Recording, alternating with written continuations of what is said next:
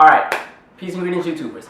So Bill Maher, you tried it, and this is why. If you're unfamiliar with who Bill Maher is, he's somebody, he has a show on HBO, it's called Real Time with Bill Maher. It's a show that talks like current world issues, politics, everything like that. He used to also host a show called Politically Incorrect back in the day, and basically this show he has now is basically an extension of that show, kind of. Anyway, long story short, Bill Maher is somebody who a lot of people on the left really love. They consider him to be like a beam of common sense in America.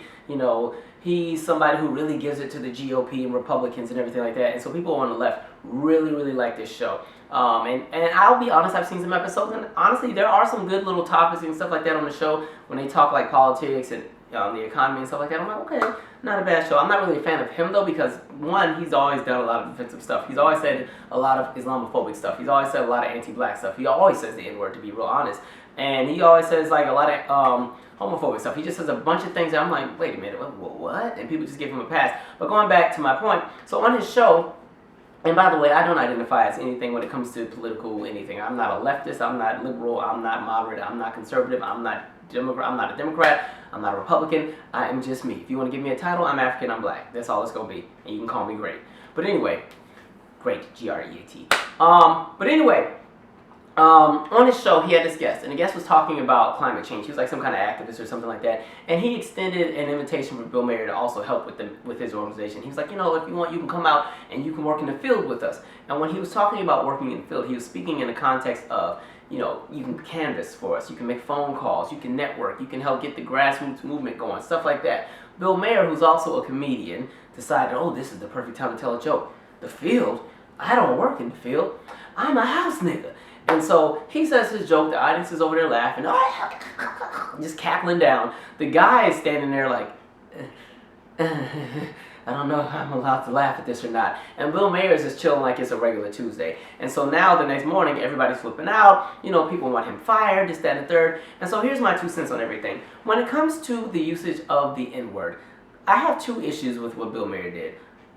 Issue number 1 is just when it comes to white people and the usage of the N-word in general. For the millionth time, if a group of people tells you that using a word is offensive no matter what context you use it in, just don't use it, please. It offends us. You will never quite understand what it does to us, even though we may say it. It may be in our music, it may be in our culture, it may be a part of our vernacular, but at the end of the day, it's ours. You don't have it. You don't have to use it against us because, one, when you use it, there's some power that is in it, so we ask that you just not say it, and you still say it anyway.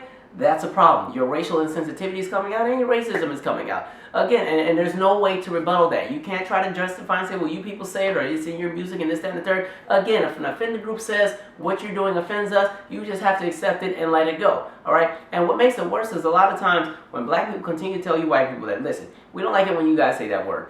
Y'all will go and you try to dig up something else that you think black people have done to you as a justification for why you should be able to say the word, or as a way to try to desensitize or make the usage of you saying the N-word less offensive. Oh, well, they called me a cracker one time. Listen, if I'm talking about a word that has a historic origin that ties into the realms of white supremacy and systematic oppression and institutionalized slavery and the generational wealth that's been accumulated because of those things, and now you're living off of that generational wealth and you're accumulating that and living well in society and just skipping and jumping around and happy-go-lucky and at Starbucks every day because life is good for you all the time and not for everybody who's in my demographic. If I tell you that that word represents all of that and you still want to say it and you want to associate it with the word cracker, which, if we want to talk about the word cracker, origin of the word cracker comes from the people who used to have the whip. The crack of the whip, that's how they got the term cracker. White people decided to also take that word and use it amongst themselves, and they tried to use that to basically segregate themselves by class, and so basically cracker became a term that was used for white people who were of the working class poor, and so it was a word that they started using to offend themselves and make themselves feel better than each other. And somehow when black people all of a sudden say the word cracker, which is not something we normally do, you guys want to correlate it with the N-word. I'm sorry, they're not in the same playing field, okay? Nobody was being called a cracker before they got lynched, okay? Nobody was being called a cracker before they got castrated. Nobody was being called a cracker before they got raped. Nobody was being called a cracker before they got yanked off a ship and thrown into a life that they didn't ask for. Nobody was being called a cracker when they were separated from their families. Nobody was being called a cracker when they were sprayed with a fire hose. Nobody was being called a cracker when they faced housing discrimination and when they had the money to buy a house, they weren't allowed to get the house because they weren't allowed to live on this side of town. None of that was going on with crackers, so it doesn't work. But anyway, so back with Bill Maher. So when it comes to the element of the N-word. White people, I'm sorry, it is what it is. There's just some things that may not make sense to you, but you just have to accept it as it is. If you want to use the N-word, you use the N-word when you are with your white friends and there's nobody else around. Okay, do it. Listen, I don't mind. As long as I don't hear it, I don't care. As long as you're not bold enough to say it to my face, we're good. Stay in your lane. You can say it at your house. Y'all can have an all-white people party and get down and say it all day. Just make sure it doesn't find its way on social media, because we will get you. Okay, just, you know, you do it that way. But for somebody like Bill Maher, who's bold enough to do it on a national platform on TV, I'm like, okay. And the thing about it is, once again, for him to, this is the second part that gets me.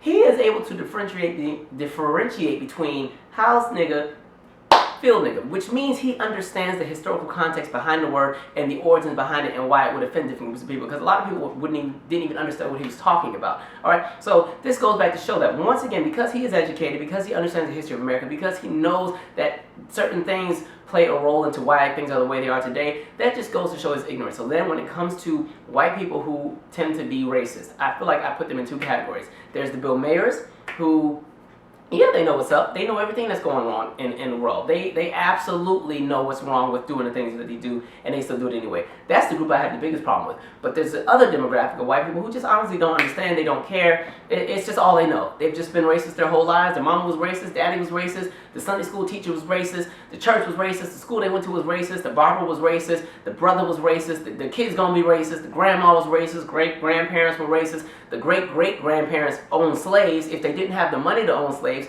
they were even more racist because they felt that they were better than black people and they deserved to own them, but they just didn't have the means to do it, so those were the worst ones. Those were the ones who really hated black people. Those are the ones who really made up the majority of the Klan after 1877.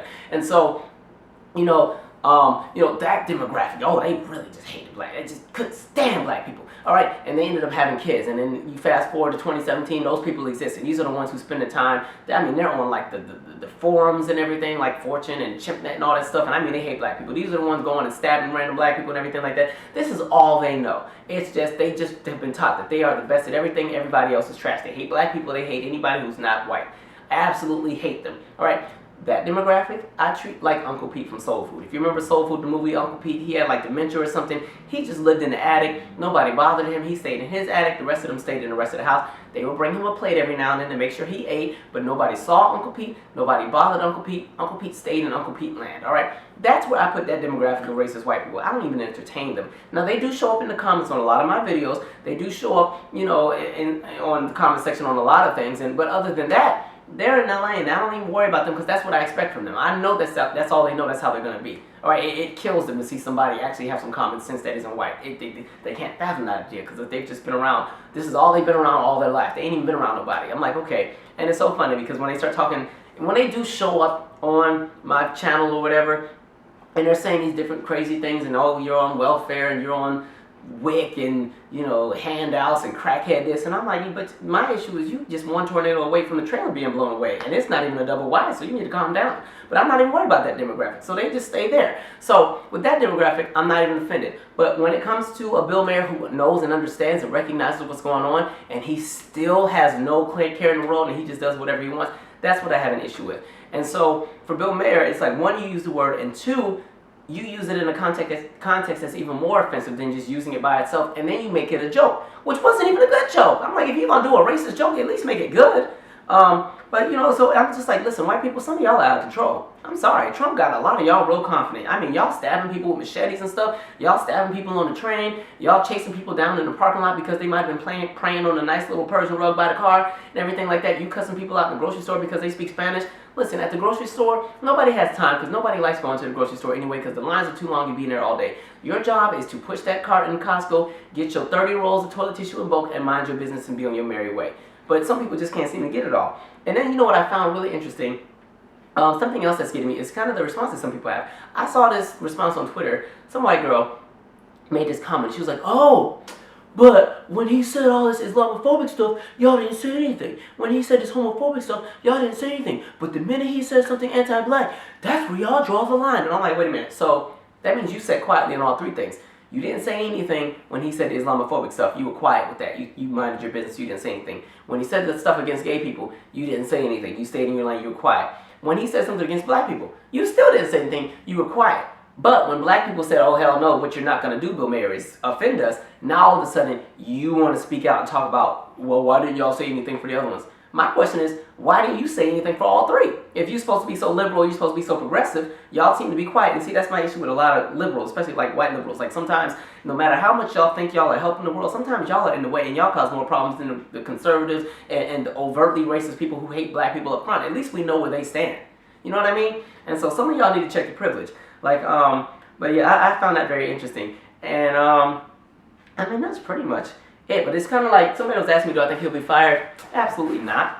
If he does get fired, he'll be back in a year. Like, you're not going to fire this man for saying the N-word. Because one, at this point, so many white people are saying this word publicly that it's almost becoming an everyday thing. And it's interesting, like, because you got like that comedian Lisa Lampanelli.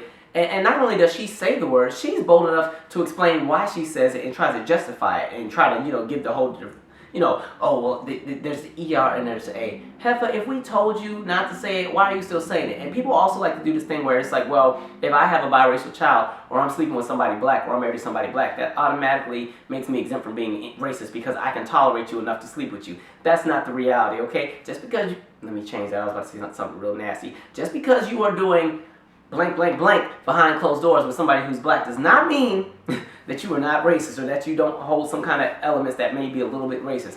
All right, and so I think this is why it's dangerous to erase bits and elements of history, which is why some of you may not agree with me, but I didn't like the idea of them taking down all them Confederate statues, and I'm going to tell you why. Because I feel like those statues should stay there to remind people of what America used, well, what America still is, but the history behind America. And what I would do is, I would have changed the description under the statues. They wouldn't say, oh, this is General so-and-so, he was a warrior and a fighter for the da-da-da-da. No, all that's coming down.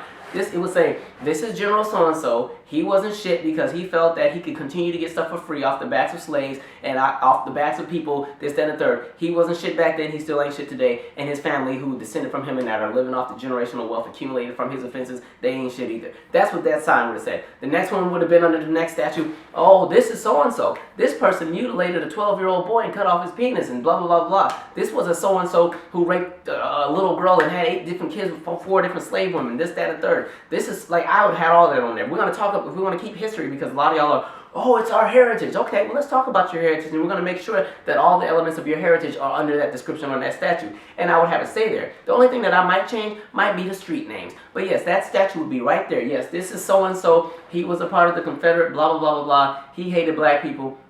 He actually raped and mutilated not only a black woman, but also a Native American, cut her stomach open and ripped out the baby. That would be what would be under the sign if we want to talk history. So I'd be like, let the sign stay there, just change the description. But you know, it is what it is. I just think it's dangerous when you change and you start taking and erasing elements of history and try to smooth over and make it look all nice and mushy, mushy, mushy. So you know, it's, you know, hell, let them people be out there pissed off about it. Let them keep their little statue, but change the description and say what the statue really meant. You know what I mean? Don't give them praise for doing terrible things. I know some people may not seem to understand the context, and this whole Confederate Union crap is really working my nerves, but listen, hell, I'm sorry, Confederates. Some of your heroes weren't shit, and it is what it is. You just have to get over it. Anyway, with Bill Maher, that's my 2 cents. He tried it. He knows exactly what it was he was doing. People give him a pass because, oh, he doesn't like Trump, he doesn't like Republicans, and people think, okay, all of a sudden that gives him a pass to do more offensive things. So at the end of the day, Bill Maher, he's trash. His show is a decent show, but he's trash. And it is what it is. And a lot of you people who claim to be liberals and claim to be allies or claim to be people who fight for the rights of other people, I always tell people, just be cautious, because eventually the whiteness does come out at some point. Eventually. But it is what it is. Anyway, I'm out. Subscribe, share your 2 cents.